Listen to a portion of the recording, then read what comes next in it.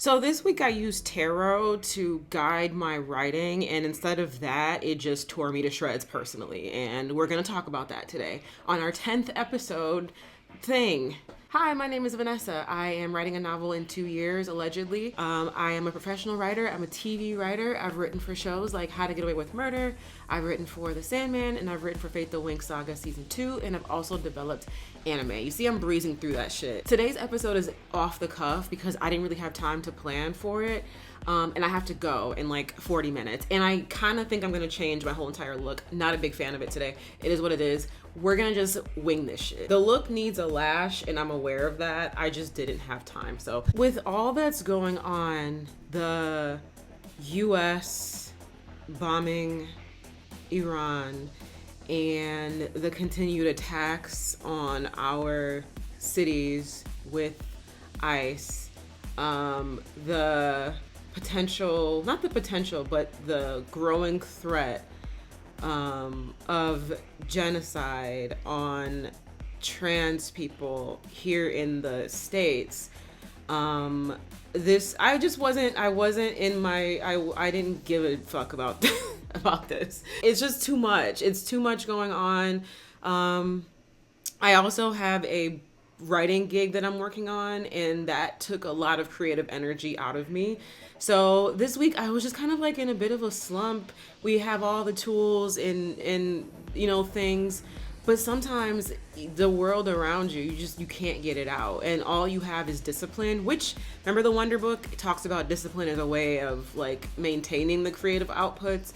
But even when you have discipline, even when you have your note carded outline, even when you have your tools to like keep you going, sometimes it's just not gonna happen. And I'm in this part of my life of creative writing and of professional writing where I'm not gonna force my inner child, inner artist at gunpoint to squeeze something out if I'm being like told absolutely not. And this week I was kind of told absolutely not. And so usually I push past that, but this week I respected it. And so instead of really like writing, we took a bit of a break to do some like journaling and introspection. And journaling is kind of where I've been at this week. And I think it's kept me afloat, and self-reflection, I think, is the main point of today's video. So I had a workshop with one of the teachers that I work with at Lighthouse. Her name is Sarah Elizabeth Shantz, and if you ever get a chance to work with her, totally do it. She's a witch in the best ways possible. She hosted this workshop called Tarot Tuesdays, where we pulled tarot cards and we used tarot cards to kind of like, not just like, this is your future, the imagery. So this week was the angels of the different major arcana, and how we can use that to reflect about ourselves and therefore our work. And that tore me up. And I think this is going to be really helpful moving forward. Again, this episode is off the cuff. I have somewhere to go. I didn't have time this week. I didn't do any writing, and that's including an outline for this. But it's episode 10. Also, this episode gonna read a little bit of a snippet, about 500 words of my novel when this is all done. So stay tuned if you want to hear how I actually write, so you're not just following some random on the internet that's like, I'm writing a novel, and then you read the shit and it's trash. I have a little confidence in my work. I'm so sorry. I'm just not into the look. But the outfit eats, but I'm just not. I was trying to go, it's the eyebrows. Like, I need to just shave them off again. Anyway, so today's episode is really about, when in doubt, consult with your inner muse. And there's a bunch of different ways that you can do that. This week I did this tarot thing, and that was really helpful. So I want to talk about that. The card that I pulled was the Death card, and that's great. So yeah, let's dive into what that means for me and my work. As we know, writing is the first draft of your stories, at least, is oftentimes you telling the story to yourself, and you're also kind of learning more about yourself and discovering your ideas. You find out more about yourself subconscious, and we've talked about that before. I think it's beneficial, well, I didn't really have a choice, but I think it's beneficial to sometimes stop the writing for a week, by force for me, but stop the writing and spend time journaling about the work and journaling about yourself. That's at least what was helpful for me this week.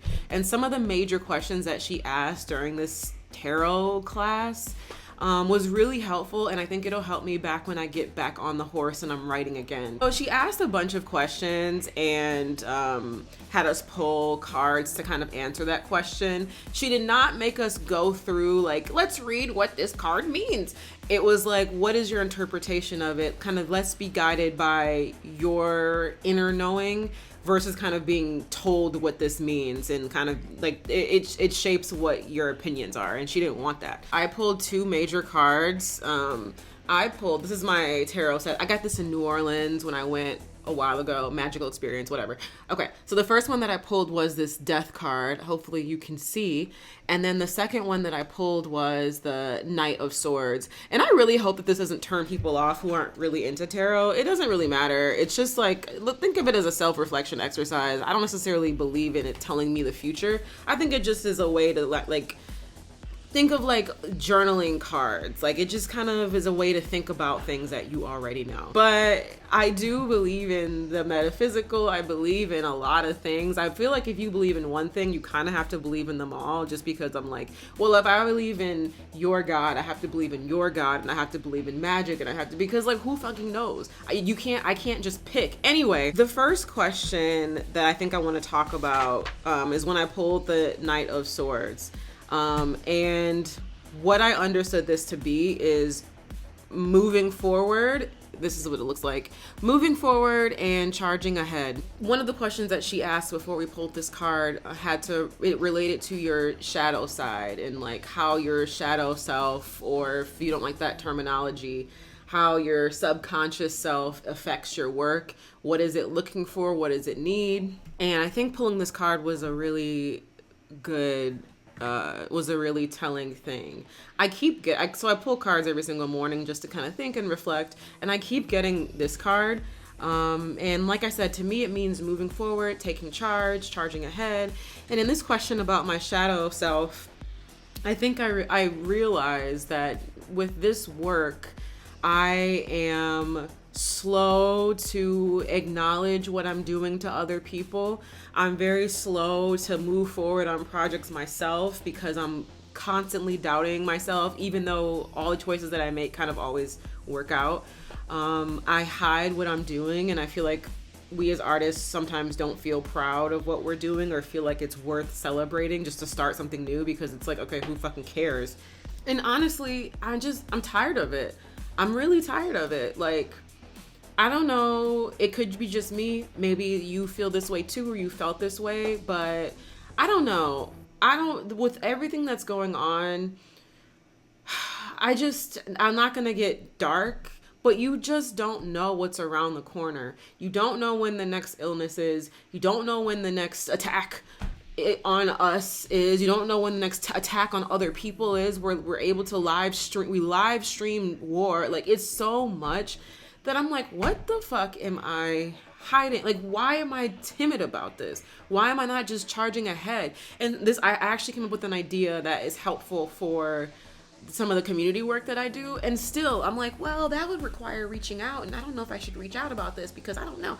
And it's like, no, what's the point of waiting? And as artists, I'm like, okay, so am I gonna wait to share that I'm doing this thing? Because besides you, and like, people know, like, people that in my life know because I tell them about it, but besides like you and the people that I've verbally told, my community on Instagram doesn't know. Like, and why? Like, for what? What is that? Why is that happening? And it's one thing to be humble, which I think I thought I was, and it's another thing to let that humbleness turn into being fearful of judgment, not being open. I think I'm a very closed off person. I'm very open with what I want to be open with, but at the same time, I'm a very closed off person. And it's like, okay, be closed off about the things that require privacy. Don't be closed off about the things that you want your community to show up for you. You want people to eventually read your book and buy your book. So like, why the secrecy? It's weird. But it's just like, I'm so slow lately. It's a lately thing. When I was in my 20s, maybe, I was real quick. I was a fireball, and that burnt me out. But for whatever reason, in my late 20s, early 30s, the pandemic, it kind of shaped it. It did something to me. It did something to my self-esteem. I'm not quite sure, but it changed how I express myself online. I used to be online, and I'm not really on socials anymore, right? At least right now. But I used to like show everything, so everyone knew, and I was doing all my stuff. And then suddenly I just stopped. And now I'm working on this really cool project, and I have other cool projects that I really want to do. Quiet. And then I get upset. It's not like I'm peacefully quiet. It's not like I'm like, well, this is how I am. No, I'm upset. I'm mad that I'm not sharing things. I'm worried that it's not going to get done. Like, it's not great. And I knew that, but pulling this card repeatedly with this question, I think it was just, I needed to stare it in the face, right? So when we had to write our answers, she was kind of like, let the pen flow. Don't sit there and like try to edit yourself and just write. And so I kind of slipped back into my bad handwriting. But I mean, come on, I'm still learning how to be good at handwriting. So I can't necessarily read this word for word, but this first line I think is really telling, and then I can summarize the rest. I said so you know, what is the shadow side telling you? How can you interact with your shadow side given the card? And I said, I think it means despite the shadow side being horrified, tired, and scared, the other side is confident with what it wants to do and who it wants to be, both for the community and for the self. Knowing the things that I see ahead of me and the ideas I have are not to be taken lightly and need real time and consideration so I can be in control and not be told what I am doing or who I am. We'll start with that. First and foremost, the shadow side being the flip being confident in what it wants to do and what it is, both for the community and for myself. Because I live in my head a whole lot, I think I have a very strong sense of self, but I think I oftentimes, because I have different mental issues, sometimes it's hard to know what's real and what's fake. Add that to like my head always being in the cloud as an artist. It's made what I thought, it's made it difficult to control the narrative I have about myself. So an example, I'm not sharing the things that really matter to me. I'm a bit not confident about sharing, you know, I'm doing the YouTube, I'm like writing, I'm in this project, like out loud.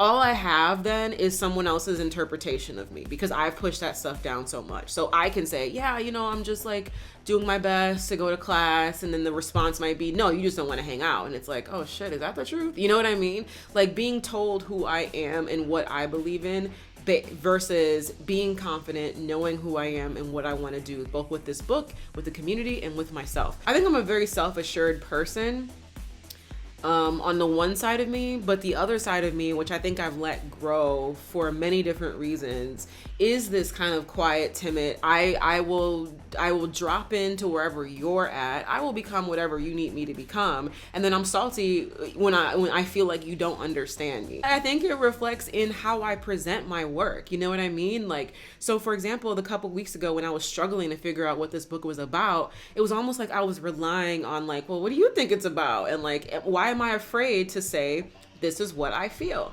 This is what I think. I was still kind of mixing it with what it was supposed to be and what am I supposed to say, and I shouldn't feel like it's doom and gloom, but if that's what I feel, it's what I feel.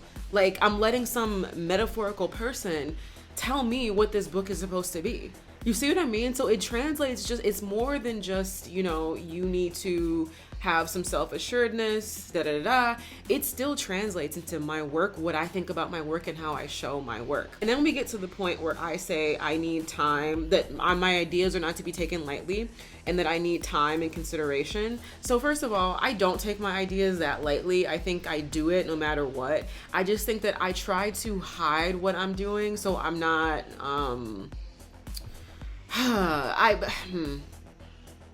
because I don't like talking about what I have going on, because I'm a little reserved in a lot of aspects of it, I think I downplay it or I make it seem easy So when I wasn't working, for example, someone would be like, "Oh, how are you?" And I would just, oh, you know, like it's difficult, but like I do this and I do this and I go this and then people were like, "Oh, I had no idea you needed help because I thought you had it, like you were fine."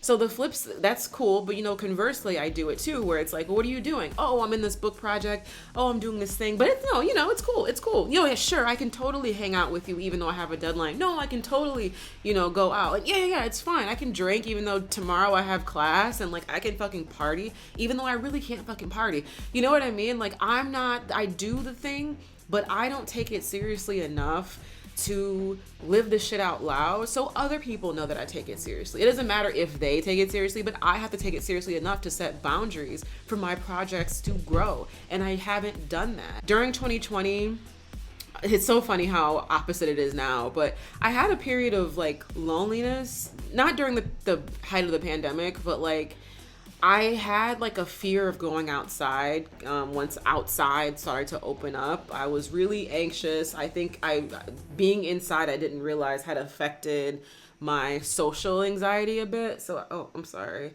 So I was more socially anxious and I was saying no. And it wasn't like, "I'm busy." It was just like, no. And that left me feeling very lonely. And that did something to my brain. And through this stuff, I'm realizing like, oh, that's affecting my brain.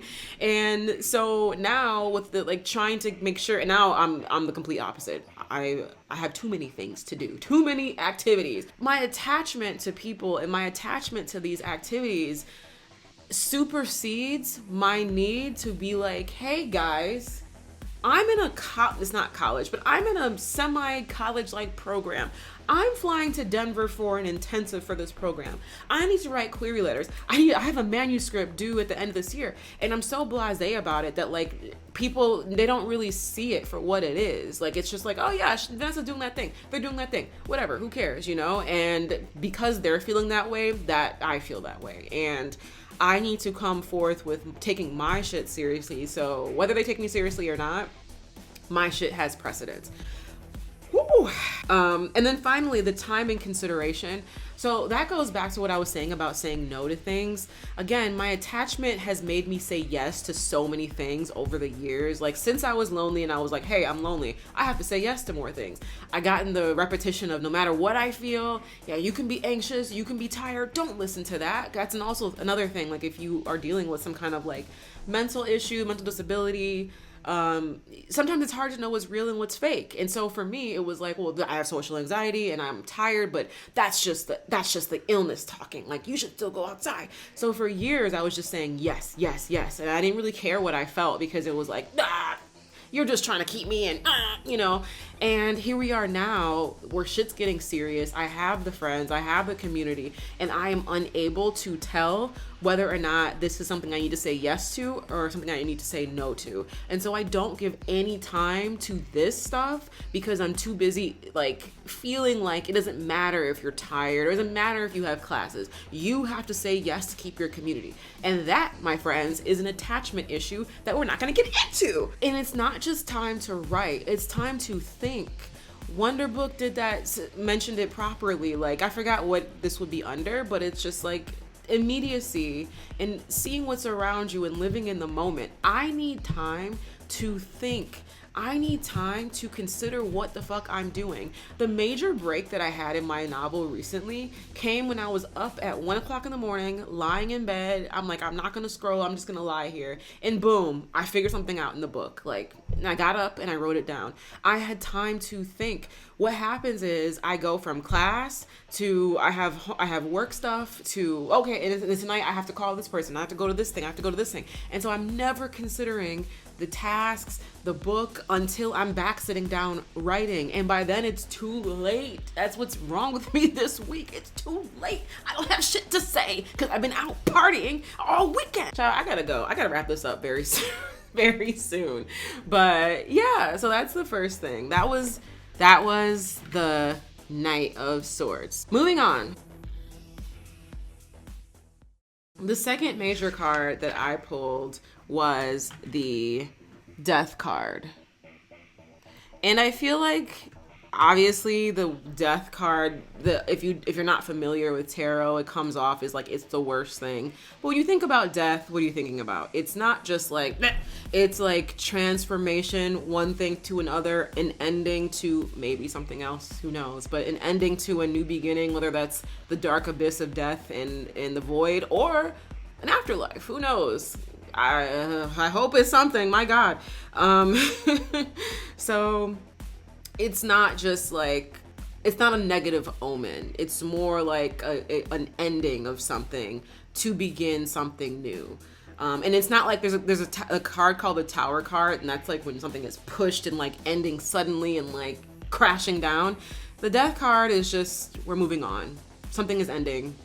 You're done. You're done with this. Again, she asked a bunch of questions before the pull, and the one that I felt tied to was, what alchemy needs to be performed in your life? And again, it's not like bubble, toil and trouble, although that could be, but more like what change and transformations do you need to shift in your life? What do you need to transform in your life? And then I pulled the Death card, which is really funny. And so the word that I kept using, I basically scribbled a lot, but I kept like in bullet point forms, sacrificing. And so I guess I kind of was trying to say, instead of things coming to a natural end, it's time for me to give something up in order for something new to grow. So I called it sacrificing, because you're cutting something, you're ending something to bow down to, for me, my future self. I'm sacrificing this for my future self to grow, my future artist to grow, right? And so I said, sacrifice the past and give to the future.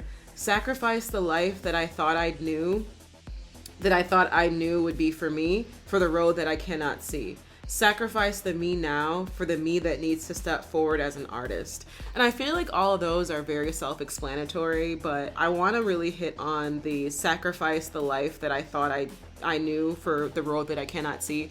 That is a lot of different things, but it's mostly in my artist life. You know, I thought that the TV writing thing, becoming a showrunner, like that was my path. And I'm not saying that it's not, but I had no idea that we'd go through a strike. I had no idea that I'd be writing for different forms of entertainment.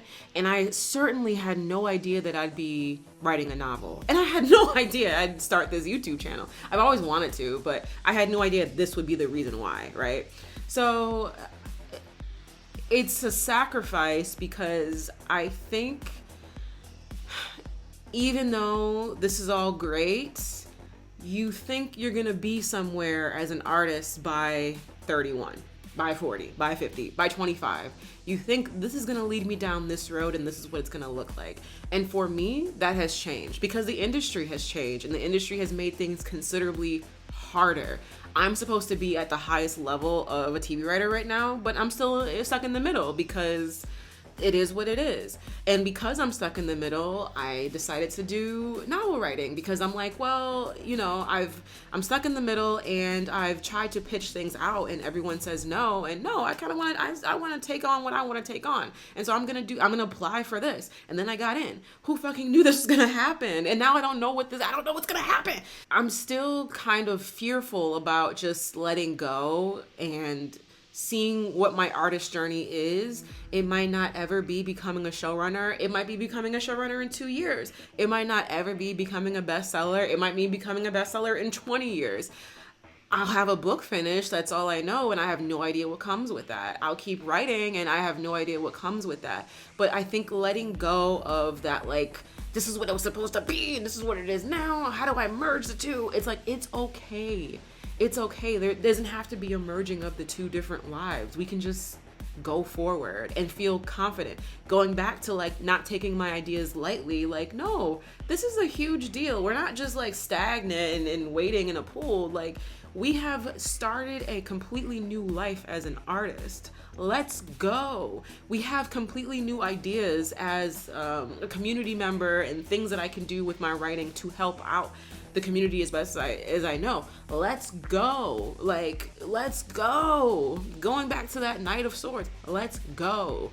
And I can't do that if I'm fixated on who I was, the things that I was afraid of, and what I thought I was supposed to be. I have to sacrifice that old life. And it's not to say again that I won't fulfill that life, but that's not the end. And I have no idea what's to come. And I have to see where I'm at through. I have to see it through. And then sacrifice the me now for the me that needs to step forward as an artist. Again, I think it's self-explanatory, but I think I just want to talk about that for a hot second. At the very beginning of this series, I talk about some of the things that I needed to change to take myself seriously as an artist. I said, I can't party as much. I can't be outside as much. I got to focus.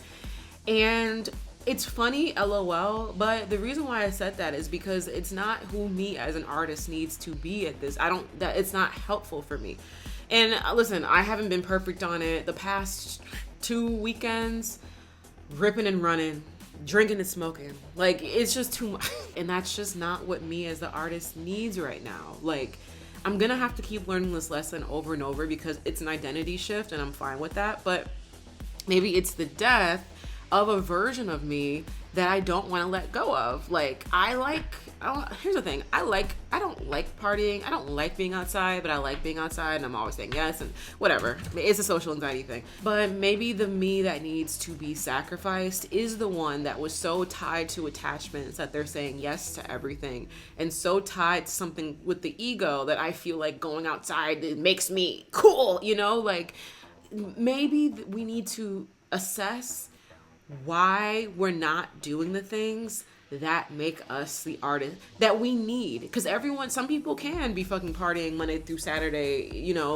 but I can't do both. Like, I can't do both. Something has to give a little bit. And I'm just so tied to my identity now, who I think myself as, how I've been moving through the world, that it's difficult for me to see the artist that comes out. And like, maybe I still can do the things that I want to do. Maybe I still can give and like I can still do these things, but it'll look different. But I'm not gonna know how to do that if I don't let go. And the difficult part is I need time sometimes to assess when I should say yes, when I should do things, and when it's my social anxiety. It's like, no, you should do those things. And when I need to say no, because my inner knowing and my inner self and my inner artist is saying, hey, we actually need time.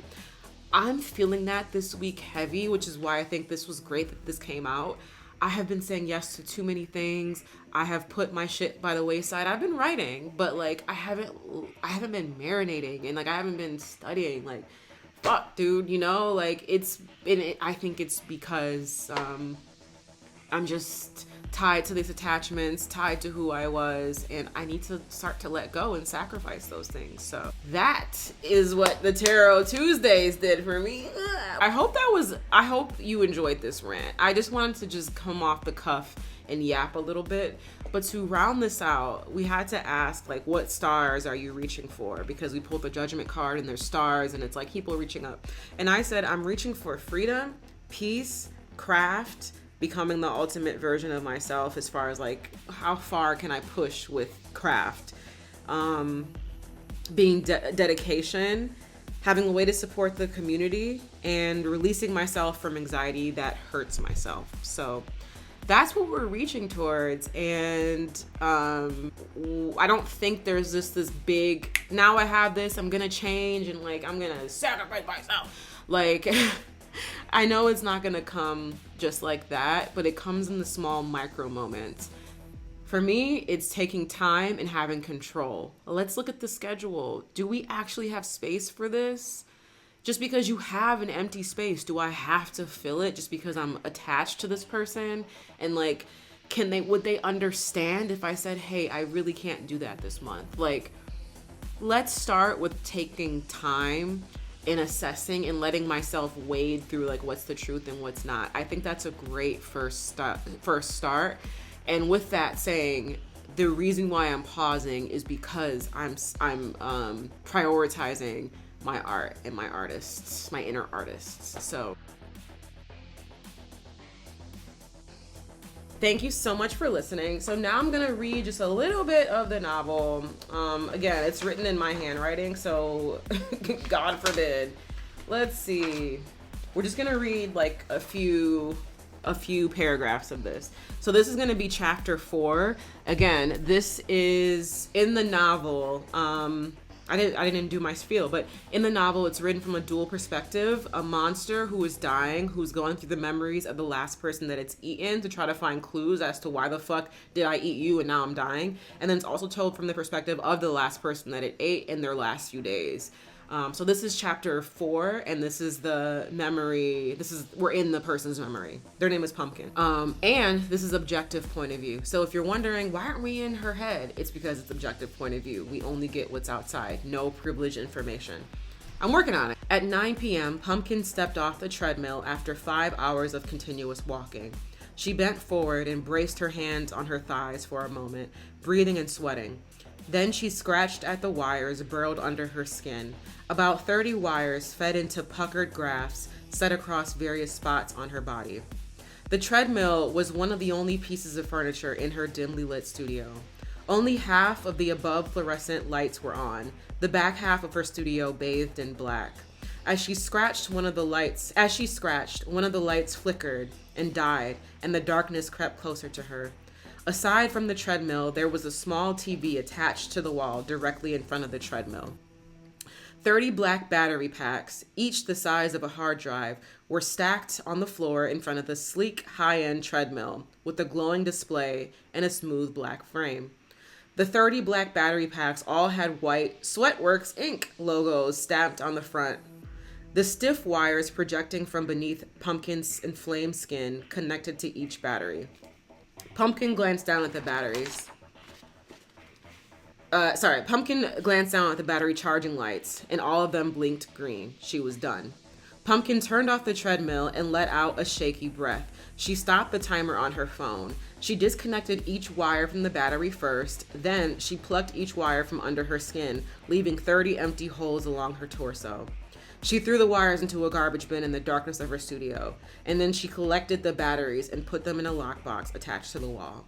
Above her, the TV plays a news segment reporting on a couple arrested for attempting to sell human remains they'd stolen from a funeral home.